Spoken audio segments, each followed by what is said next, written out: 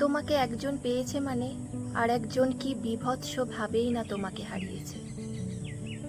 লেখাটা খুবই ছোট, কিন্তু পৃথিবী সমান বিশাল কথাটার গভীরতা।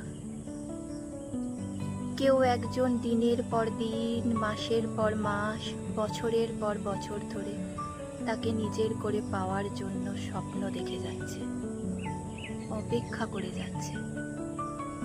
কিন্তু অন্য কেউ কোনো অপেক্ষা ছাড়াই, কোনো সাধনা ছাড়াই তাকে নিজের করে পেয়ে গেল।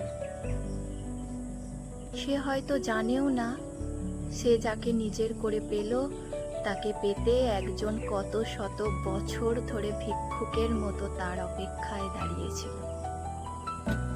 আমি আবার ক্লান্ত পথচারী, এই কাঁটার মুকুট লাগে ভারী, গেছে জীবন দুদিকে দুজনারই।